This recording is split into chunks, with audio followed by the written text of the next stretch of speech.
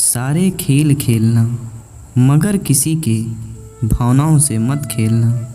भावनाओं को समझने वाला अनपढ़ व्यक्ति भी दुनिया का सबसे पढ़ा लिखा व्यक्ति होता है। हाथ की लकीरों पर नहीं बल्कि हाथ की लकीरें बनाने वाले पर भरोसा करो। कभी मत भूलना कि इंसान का सबसे बेहतरीन दोस्त ईश्वर होता है। बहुत जल्दी मान जाता है, पुरानी बातें याद नहीं करवाता और कभी अपने धर्म से मायूस नहीं लौटाता। अपनी जुबान की ताकत अपने माता पिता को मत दिखाना जिन्होंने आपको बोलना सिखाया। याद रखना कि औलाद के लिए माँ बाप वहाँ भी हाथ फैला लेते हैं जहाँ वो पाँव रखना भी गवारा नहीं करते। संभल कर रखी हुई चीज़ और गौर से सुनी हुई बात जिंदगी में कभी न कभी काम जरूर आती है।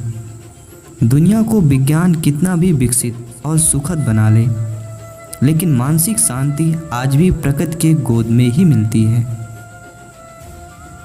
पहली बार मिला धोखा एक चेतावनी है, दूसरी बार मिला धोखा एक सीख है और तीसरी बार मिला धोखा आपके गलत फैसलों का परिणाम होता है। संसार को व्यवस्थित रखने के लिए थोड़ा सा भय आवश्यक है।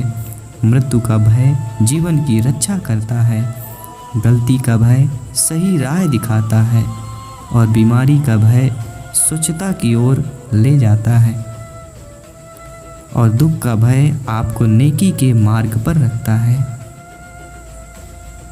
अगर मुस्कुराहट के लिए ईश्वर का शुक्रिया अदा नहीं किया तो आंखों में आए आंसुओं के लिए शिकायत का हक कैसा।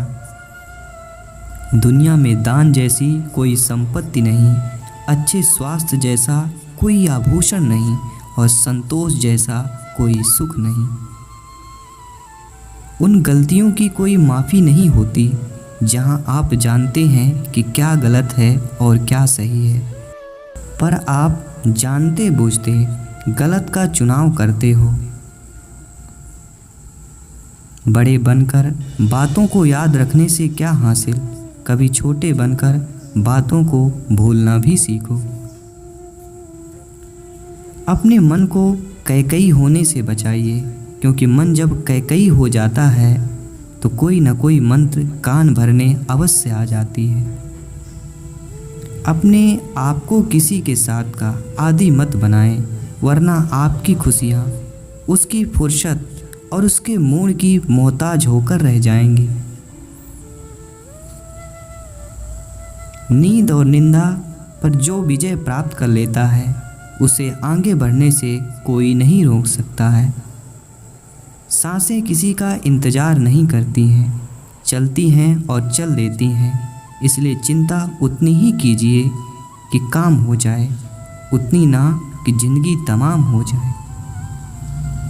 अगर आपकी वजह से किसी की आंखों में आंसू आ जाते हैं तो ध्यान रखना कि ये आंसू आगे चलकर आपकी आंखों से भी आएंगे। वक्त का पासा कभी बदल सकता है, इसलिए वही किस्मत करो जो तुम सह सको। अगर आपके घर तीनों वक्त का खाना बन रहा है, मेहमानों का आदर हो रहा है, वो भूखे नहीं जा रहे हैं, ज़रूरतमंद मदद के लिए आए तो वो खाली हाथ नहीं जा रहे हैं, बच्चों को अच्छी शिक्षा और संस्कार मिल रहा है, तो ईश्वर का शुक्रिया अदा करो कि आप दुनिया के खुशनसीब और अमीर इंसानों में से एक हैं।